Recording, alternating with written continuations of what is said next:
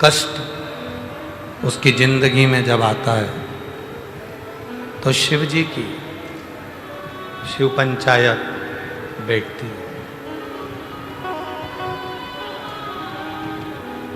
और उस पंचायत में निर्णय लिया जाता है।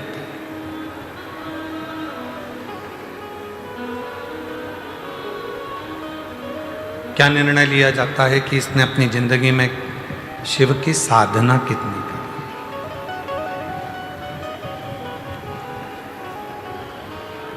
एक नौकरी को अगर पाना है तो आपको आपकी उम्र देखना पड़ेगा। पुलिस की नौकरी में जाना है तो भी उम्र देखना पड़ेगा, मिलिट्री की नौकरी में जाना है तो भी उम्र देखना पड़ेगा, गवर्नमेंट नौकरी में जाना है तो उसकी एक उम्र देखना पड़ेगा। उम्र देखना, किसी भी नौकरी को करने के लिए उम्र देखी जाती है, पर भगवान की भक्ति को करने के लिए कोई उम्र नहीं देखी जाती। उसमें यह नहीं देखा गया कि तुम्हारी उम्र क्या है। ध्रुव जी महाराज ने 4 वर्ष की अवस्था में भगवान को प्राप्त करा था। प्रहलाद जी महाराज ने 5 वर्ष की अवस्था में भगवान को प्राप्त करा था। मीराबाई ने 3 वर्ष की अवस्था में भगवान को प्राप्त किया था। कर्माबाई ने 9 वर्ष की अवस्था में भगवान को प्राप्त किया था। संत तुकाराम जी ने 8 वर्ष की अवस्था में भगवान को प्राप्त किया था।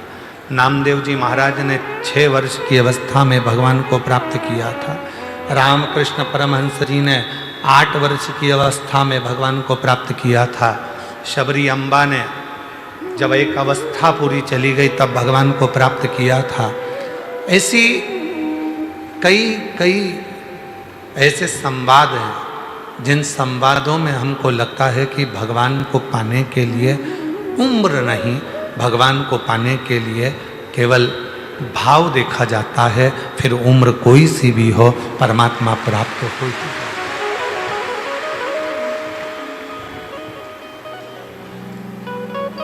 शिव पंचायत में शिव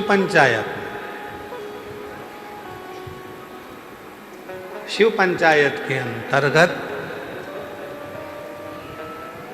5 देवता बैठते हैं और शिव पंचायत में जब वो 5 देवता बैठते हैं तो वो निर्णय लेते हैं।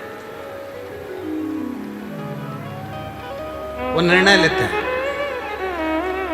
क्या निर्णय लेते हैं?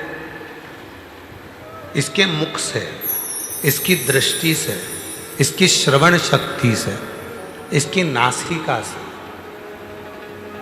भगवान के चरणों की सुगंध कितनी ली गई है। श्रवण से भगवान का कथा कितनी सुनी गई है। जिह्वा से भगवान का कितना नाम जप किया गया।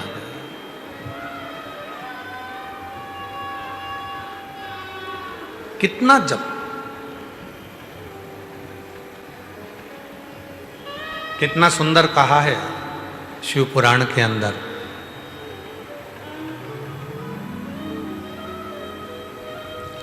पार्वती जी की सहेली विजया ने एक प्रश्न किया। पार्वती जी की सहेली विजया बोली कि पार्वती जी, पूर्व में तुमने पूरा तप करा, शिव जी नहीं मिले।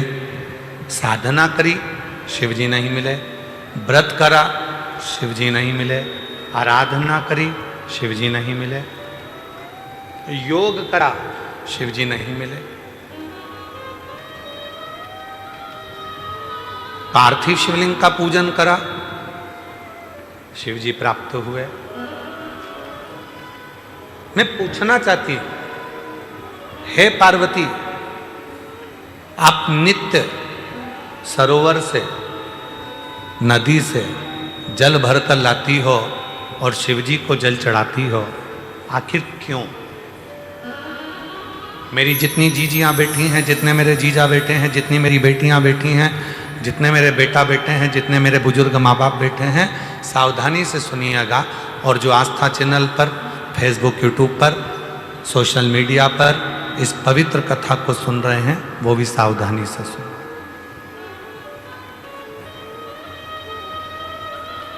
दो समय का किया गया भजन हमें नरक में नहीं पड़ने देता। एक,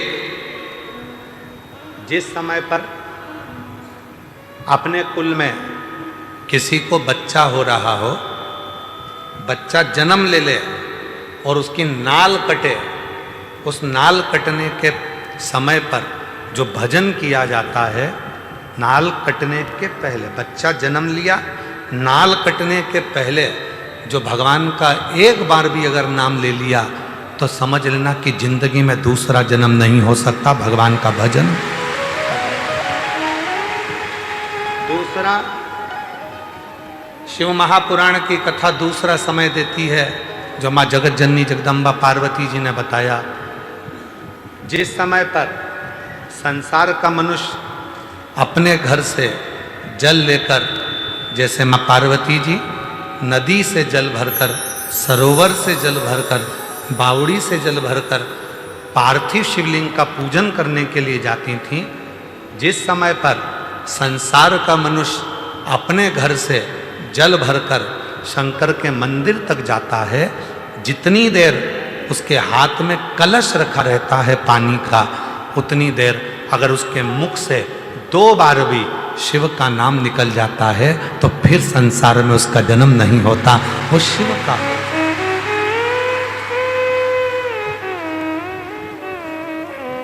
अब आपको और हमको इतना स्मरण नहीं है, डॉक्टर बताएगा नहीं कि बच्चे ने जन्म ले लिया है, नाल कटने वाली है, तो हम वो भजन नहीं कर पाएंगे। पर पानी का कलश तो हमारे हाथ में है, जल का लोटा तो हमारे हाथ में है।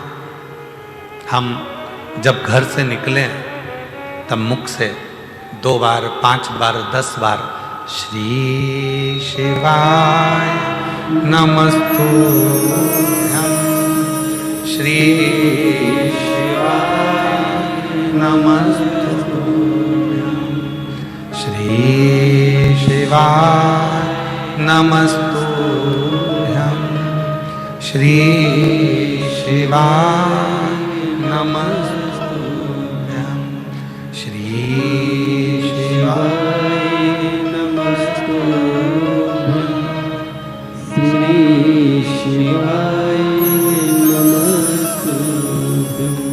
हम कम से कम 2 बार, 5 बार, 3 बार, 4 बार, 1 बार शिव का नाम तो ले सकते। और हमने मुख से जल चढ़ाने के पहले जो नाम लिया, वही हमारे भीतर की तरंग उस जल में जाती है, शिव को चढ़ती है और शिव हमारा कल्याण करना प्रारंभ कर देते हैं।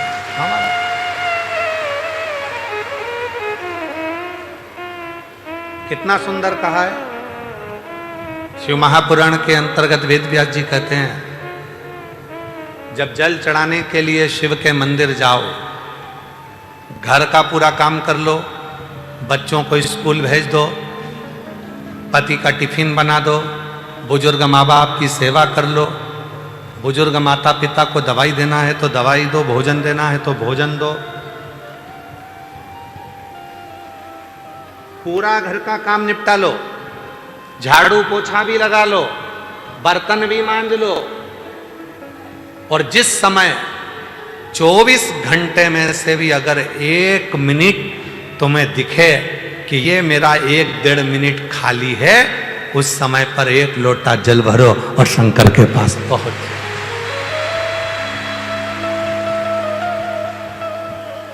झगड़ा कर नहीं। बच्चे रो रहे हैं और तुम शिव जी के मंदिर में बैठे हो, शिव स्वीकार नहीं करेगा।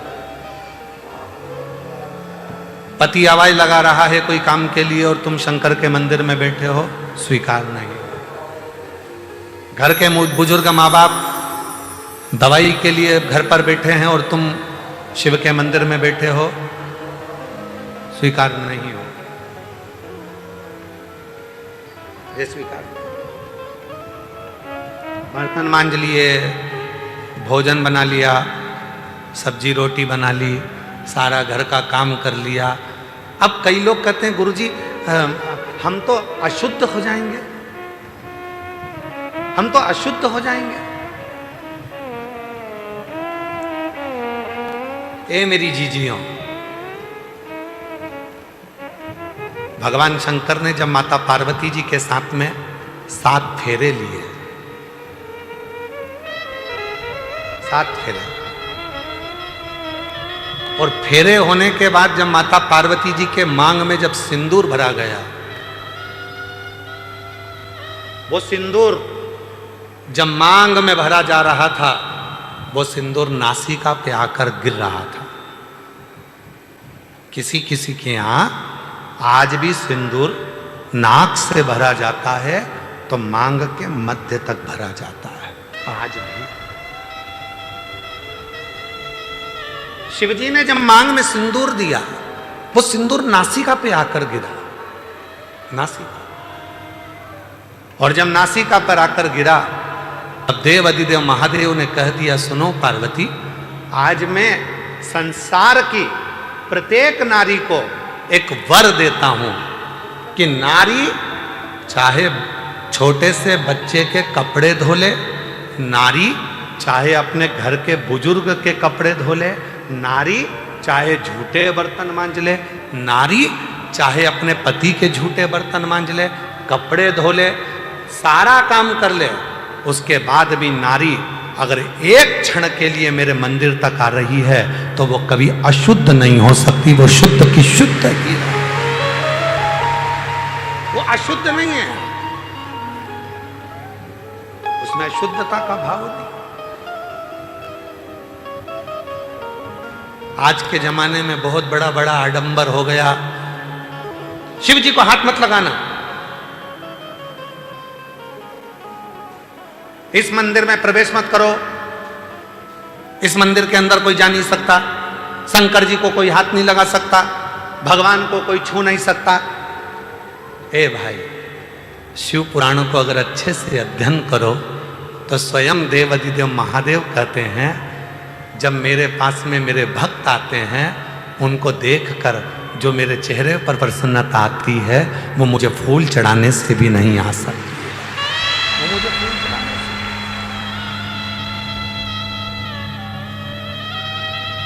ये तो अब जब मंदिर हो, सारे के सारे शंकर जी के मंदिर में भक्तों का जाना चालू हो गया, तो अब लोगों ने थोड़ा सा ये क्रम चालू कर दिया, शाम को भगवान का श्रृंगार हो जाता है, हम जल नहीं चढ़ाने देंगे, शाम को शिव जी को पानी मत चढ़ाना, शाम को शंकर जी को जल मत चढ़ाना। ये अब चालू हुआ।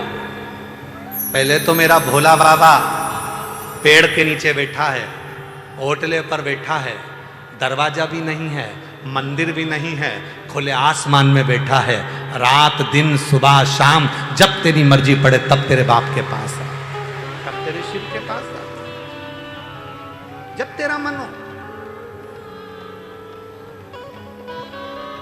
एक पूजन आपको बताई थी, एक उपाय आप लोगों को बताया था, रात्रि के 9 बज के, जम के बोलो 9 बज के 15 मिनट वाला। वो ऐसा शस्त्र है, अब कई लोग उसका विरोध भी करें, सीवर वाले बाबा तो हर कुछ बता देते हैं, रात को 9 बज के 15 मिनट पर शंकर जी को जल चढ़वा रहे हैं। हे भाई, पेट दुखेगा ना तो बच्चा अपने पापा और मम्मी से ही कहेगा, बच्चे को दर्द होगा तो वो अपने माँ बाप से कहेगा, दरवाजा बजाएगा, पापा मम्मा आई, दरवाजा बजा। ये संसार का मनुष्य का बाप देव अधिदेव महादेव है, जब इसको दुख आएगा तो कहां जाएगा, किससे कहे, किसको बोले।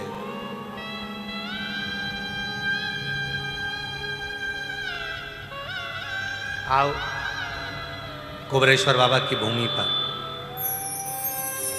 रात को 12 बजे भी आओगे तो शंकर जी को जल चढ़ता मिलेगा। बोलो बोलो, सही है गलत है? 1:30 बजे रात को भी आओगे तो शिव जी को जल चढ़ता मिलेगा। 2 बजे रात को भी आओगे तो शिव जी को जल चढ़ता मिलेगा। 3:30 बजे रात को आओगे तो शिव जी को जल चढ़ता मिलेगा। 6 बजे भी आओगे तो जल चढ़ता मिलेगा। दिन भर जल चढ़ता मिलेगा। 24 घंटे बाप का दरवाजा अपनी औलाद के लिए खुला के खुला है। वो आएगा, उससे कहेगा। किसके भरोसे? किसके भरोसे?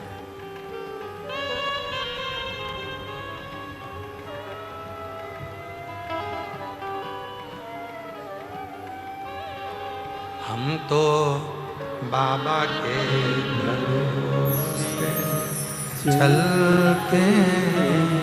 हम तो बाबा के भरोसे चलते हैं। दुनिया वाले जलते हैं। दुनिया वाले जलते हैं। हम तो बाबा के भरोसे चलते हैं। हम तो बाबा के भरोसे चलते हैं। सीहोर वाले के भरोसे चलते हैं। सीहोर वाले के भरोसे चलते हैं। डमरू वाले के भरोसे चलते हैं। काशी वाले के भरोसे चलते हैं। हम तो बाबा के भरोसे चलते हैं। हम उसके आश्रित हों, हम उसकी शरणागति में। ये अब हो गया। रात को जल मत चढ़ाओ, दिन में जल मत चढ़ाओ। 2 देवता हैं जिनकी रात्रि है। बाकी के किसी देवता की रात्रि बता दो गिनकर। केवल 2 देवता हैं जिनकी रात्रि है। एक मेरे देव अधिदेव महादेव जिनकी शिवरात्रि, और दूसरी मां जगत जननी जगदम्बा जिनकी नवरात्रि।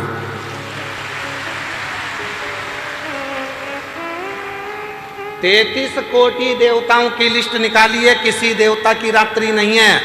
रात्रि है तो मेरे देव अधिदेव महादेव की शिवरात्रि।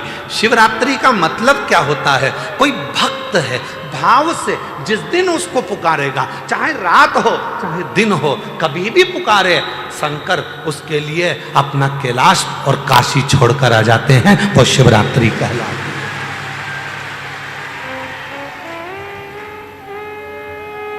आज क्या है? कथा की शिवरात्रि। अगर तुमने कह दिया किसी के सामने आज शिवरात्रि है तो लोग कहेंगे पागल हो गई क्या? अभी कोई शिवरात्रि है? महीने की शिवरात्रि तो बाद में आएगी।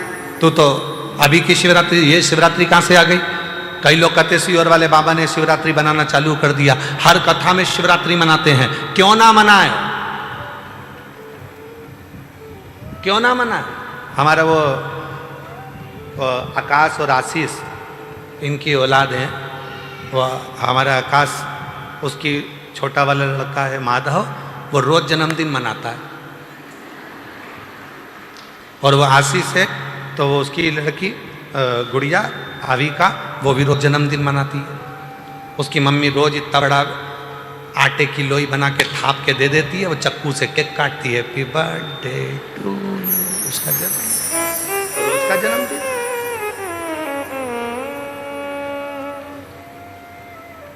कोई जरूरी है कि जन्मदिन आएगा तब केक काटेंगे? कभी कभी बच्चों को अच्छा लगता है तो माँ बाप कह देते जा लिया केक काट के खाते हैं। ला, जिस दिन जन्मदिन होगा तो उस दिन तो ढेर केक आएंगे, खाते ही नहीं बनेगा। लोगों को मुंह में ठुसाओगे, खिलाओगे, तुम नहीं खा पाओगे, बस मुस्कुराओगे,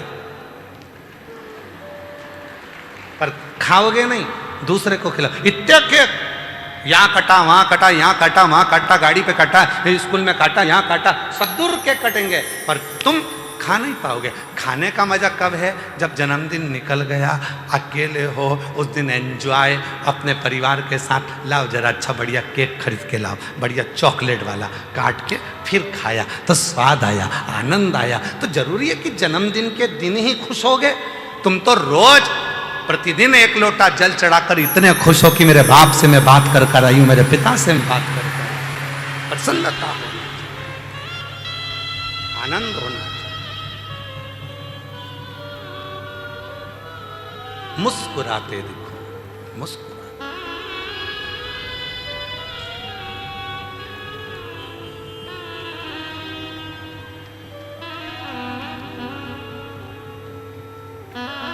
हम तो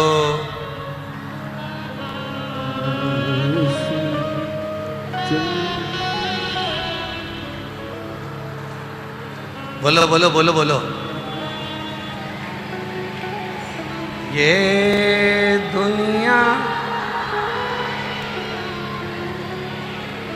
ये दुनिया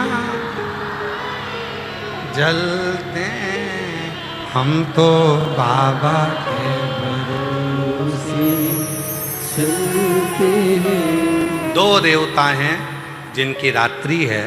एक मेरी माँ आद्य शक्ति माँ दुर्गा, जगत जननी जगदम्बा अम्बा, मेरी माँ अम्बे महारानी, जिनकी नवरात्रि है। नवरात्रि, एक मेरी माँ जिनकी नवरात्रि है। नवरात्रि का मतलब है माँ का दरवाजा कभी बंद नहीं होता। तुम रात्रि को भी अपनी माँ को पुकारोगे तो माँ तुम्हारे सामने खड़ी मिलेगी।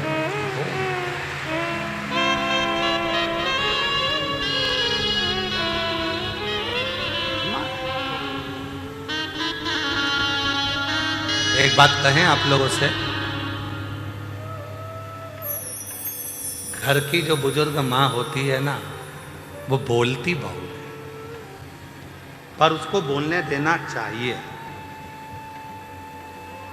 क्यों?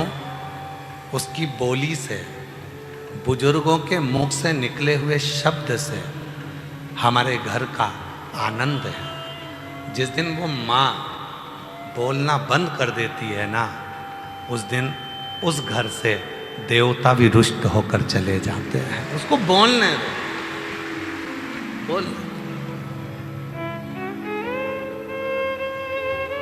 कल एक बहन जी पूछ रही थी, गुरुजी शरीर का सारा अंग बूढ़ा हो जाता है, भगवान से प्रार्थना करो ना कि ये बुढ़ापे में हाथ पांव सब बूढ़े हो जाए। हमने कहा नहीं नहीं नहीं, तुम झूठ बोल रही हो कि शरीर का पूरा अंग बुढ़ापे में बूढ़ा हो जाता है। जीवान कभी बुढ़ी नहीं होती, जीवान कभी बूढ़ी नहीं होती।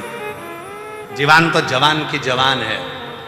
जीवान का नियम है, बहुएं आती हैं, जीवान और जवान हो जाती है। 70 की उम्र आएगी, जीवान और जवान हो जाएगी। 75 की उम्र आएगी, जीवान और जवान हो जाएगी। अगर तुम्हारी बूढ़ी अवस्था के साथ जीवान भी बूढ़ी होती तो सास और बहू का कभी झगड़ा नहीं होता, कभी झगड़ा नहीं।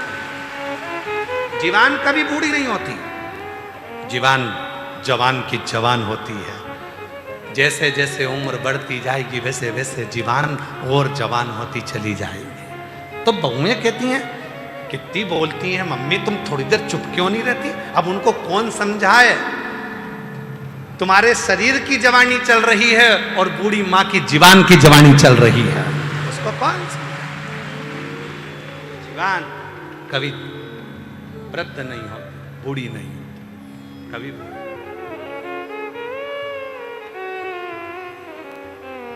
ये बूढ़ी नहीं है।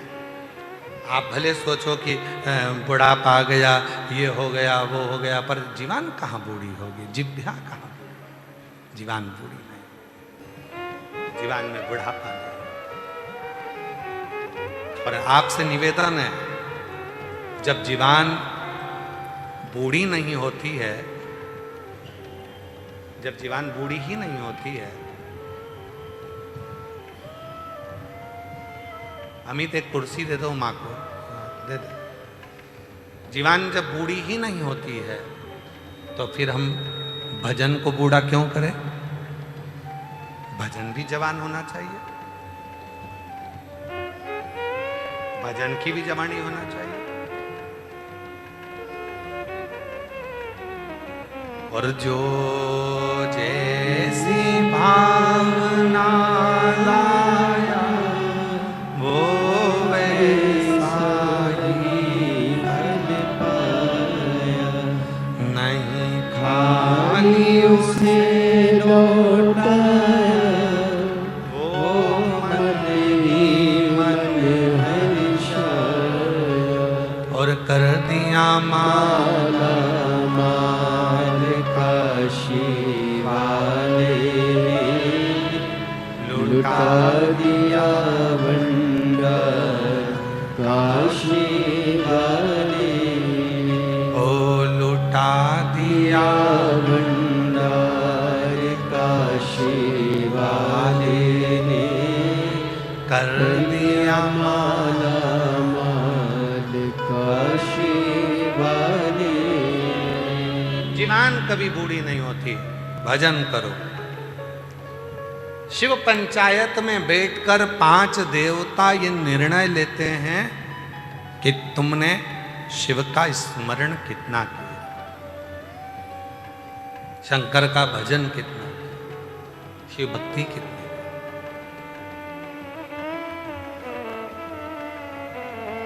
जल का पात्र लेकर जा रहे हो, घर का पूरा काम कर लो, सारा काम निपटा लो, फ्री हो जाओ, तब फिर जाओ।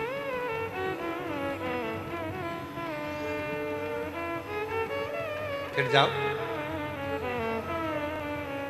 2 मिनट ज्यादा भी लग जाएगा तो भी सब काम पूरा करके आई हूं, सब काम। 2 मिनट ज्यादा भी लगेंगे तो भी तुम्हारे मन में आएगा मैं सारा काम पूरा कर कर आई हूं। 2 मिनट ज्यादा लग जाएंगे, झाड़ू पोछा लगा लूंगी, सेवा कर लूंगी, भगवान से लड़ना कोई। पर घर में बुजुर्ग माँ बाप पड़े हुए हैं, पति चिल्ला रहा है, बच्चे स्कूल जाने के लिए तैयार हो रहे हैं, और उस बीच में तुम तैयार होकर जल लेकर शिव के मंदिर चले जाओ, शिव स्वीकार नहीं करेंगे। एकदम फ्री, एकदम फ्री। फिर किसी ने कहा गुरुजी दोपहर में जाएंगे तो शंकर जी का मंदिर ही बंद हो जाएगा, फिर जल कैसे चढ़ाएं?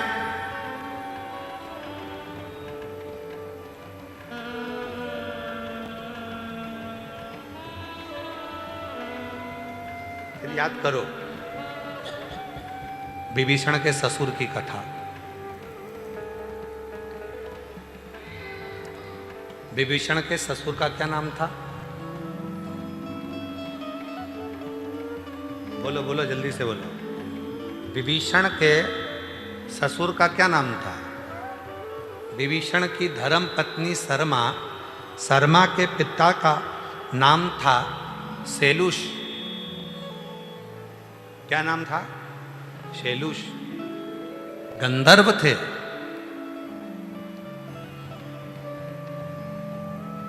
और शैलुष गंधर्व लोक में निवास करते थे, और गंधर्व लोक में निवास करने के बाद में वो सारा गंधर्व निवास करते थे और पूरा काम पूरा करते, और पूरा कर कर जब वो कैलाश पर भगवान शंकर की आराधना करने के लिए जाते तो शिवजी तो वहां से ओझल हो जाते, देखते ही नहीं। अब तुम अपने ऊपर लेके चलना इस कथा को। हम अगर दोपहर में जाएंगे तो मंदिर बंद हो जाएगा, समझ लो शिवजी ओझल होगा। क्या करें? विभीषण के ससुर शैलुष गंधर्व जब देखते थे कि शंकर जी नहीं है, जो जल लेकर जाते थे वो जल शंकर जी के कैलाश पर चढ़ाकर आ जाते, कहीं एक कोने में जल को समर्पित कर देते। जल को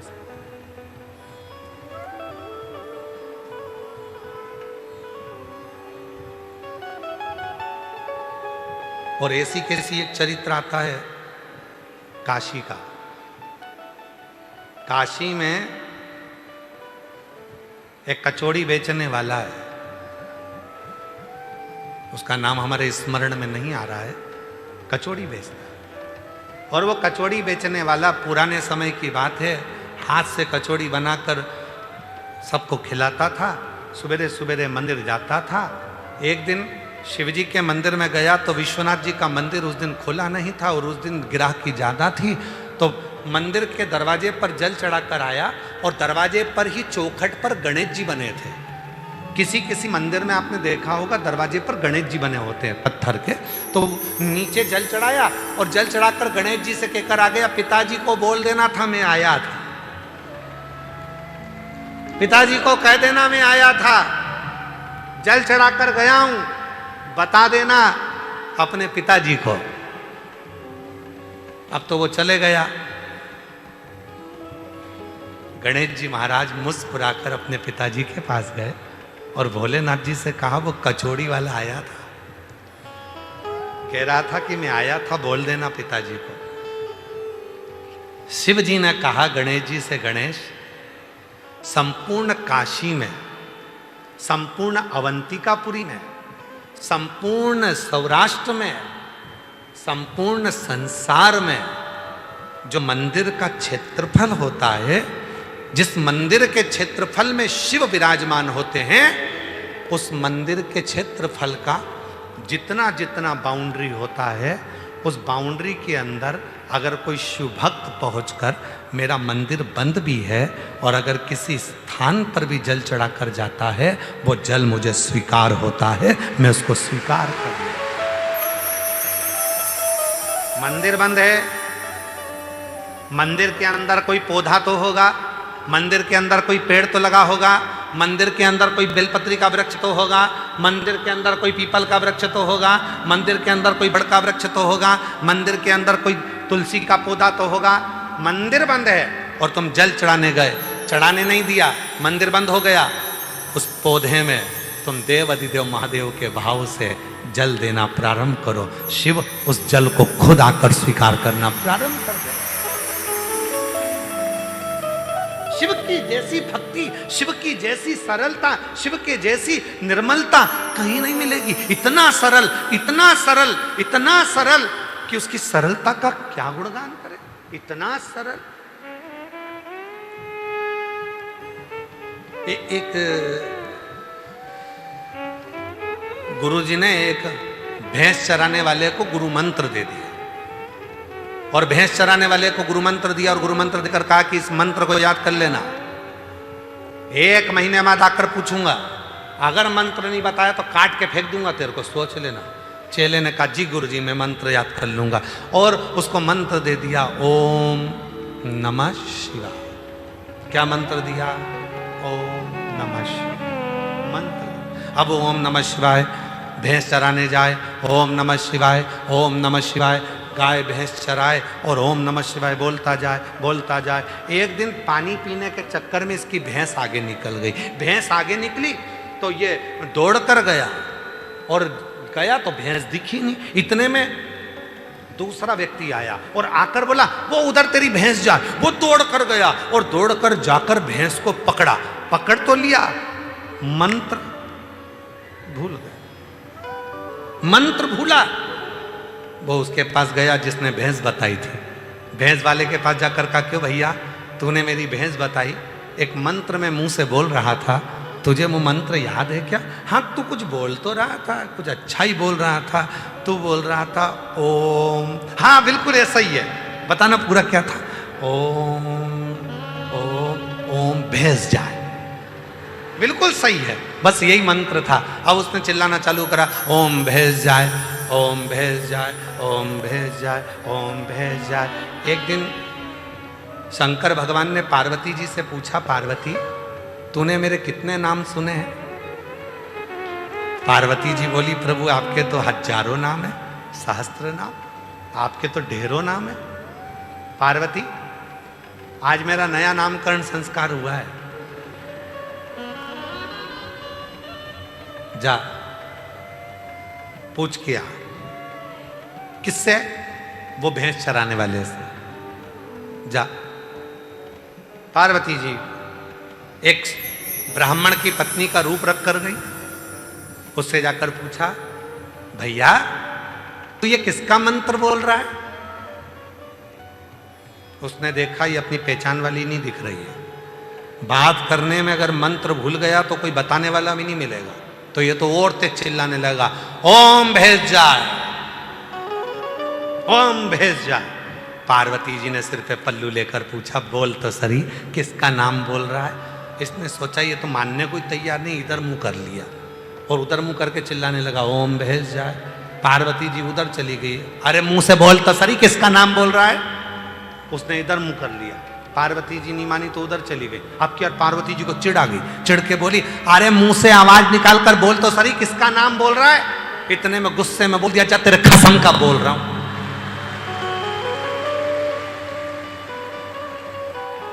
अब जो बोला तेरे कसम का बोल रहा हूं।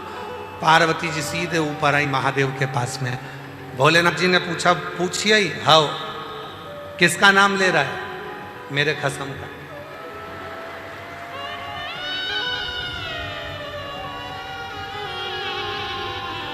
तुम्हारा। शिव जी बड़े खुश हुए, पार्वती को लेकर गए। भगवान शंकर ने कहा, मंत्र जपना बंद कर, ये उल्टा मंत्र है। मेरा मंत्र है ओम नमः शिवाय। भैंस वाले ने कहा, तुम्हें कैसे मालूम? तुम भी मेरे गुरु जी के चेले हो। शंकर जी बोले, हाँ मैं उन्हीं का चेला हूं, पर मंत्र सीधा कर दे। ठीक है, मंत्र तो मैं सीधा कर दूंगा, पर एक वचन दे दो। मेरे जैसे कोई भोले संसार में बहुत होंगे जो संस्कृत का एक श्लोक नहीं आता होगा, कोई मंत्र नहीं आता होगा, भूल से भी आपका आड़ा टेढ़ा मंत्र बोले, आपकी आड़ी टेढ़ी पूजन कर दे, कुछ भी कर दे, तो भी तुम नाराज मत होना, उसको दर्शन जरूर देना। और बाबा ने वचन दे दिया, संसार का मनुष्य, गंधर्व, पशु, पक्षी, जीव, जलचर, थलचर, वायुचर, संसार में पृथ्वी पर जन्म लेने वाला कोई मनुष्य भूल से भी मेरा आड़ा टेढ़ा कैसे भी मुझे भजेगा तो भी वो नरक नहीं भोगेगा, मेरे ही कैलाश पर निवास करेगा। इसलिए मेरी जीजियों, मेरे जीजाओं, मेरी बेटियों, बेटाओं, मेरे बुजुर्ग माँ बाप, चिंता मत करना।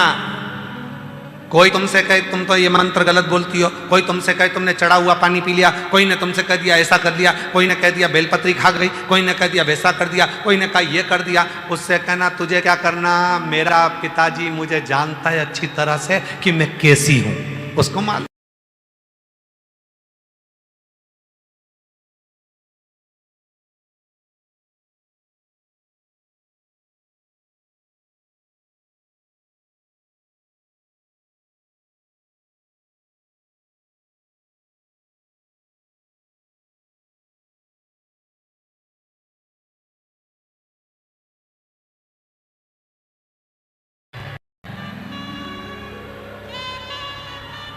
एक पत्र देखिए, मैं ममता अनीश राठौर दिल्ली के रामा बिहार से आई हूँ।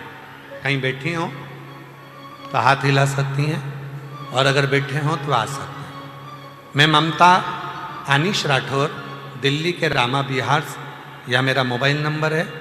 हमारी शादी को 12 साल हो गए थे, फिर भी मेरी कोई संतान नहीं थी। मैंने कई जगह इलाज करवाया, फिर भी कोई फायदा नहीं हुआ।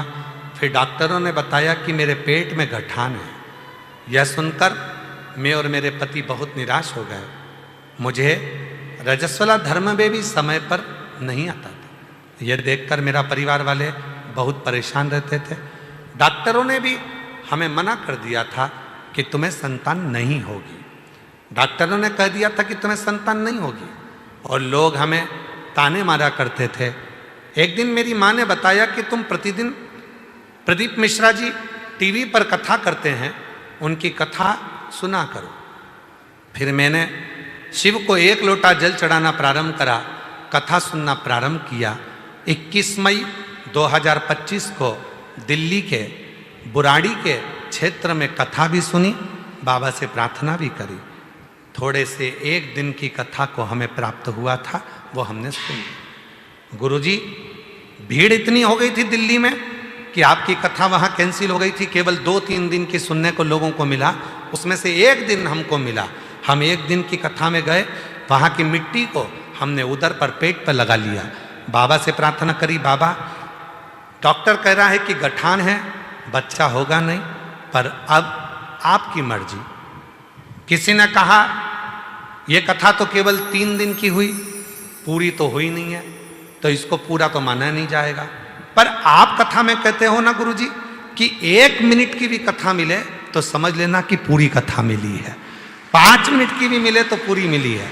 हमने वही समझकर मिट्टी को 1 दिन की कथा सुनकर पेट पर लगाया, और बाबा की ऐसी कृपा हुई गुरुदेव कि बाबा की कृपा से मेरा गर्भ ठहर गया, और 14 अप्रैल को 2026 को मेरे घर में पुत्र रत्न की प्राप्ति हुई, जिसका नाम मैंने शिवांश रखा।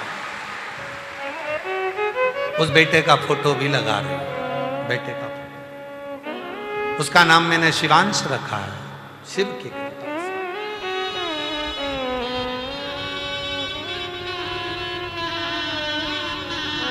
एक लाइन अच्छी लिखी है, मांगा है भोलेनाथ से वरदान एक,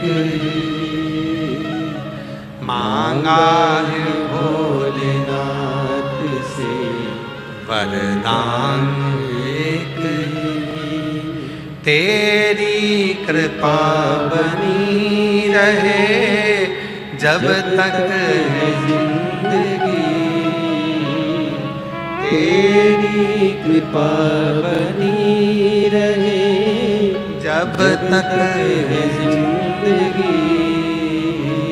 मांगा है भोलेनाथ से वरदान एक, शिव से वर प्राप्त किया। बहुत है, उल्टा जपो, सुल्टा जपो, मरा मरा कहे सो राम निकल गया तो भी तर गया। बस शिव को आडंबर पसंद है, शंकर को दिखावा पसंद है। शिव को दिखावा पसंद नहीं है, आडंबर पसंद नहीं है। शंकर भगवान तुम्हारे सच्चे हृदय से, निर्मल मन से तुमको प्राप्त हो सके।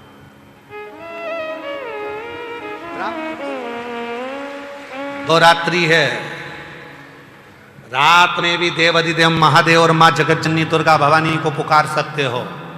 एक नवरात्रि, दूसरी शिवरात्रि।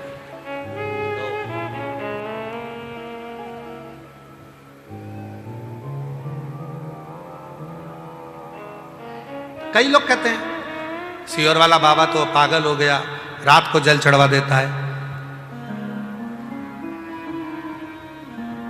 दिक्कत क्या है?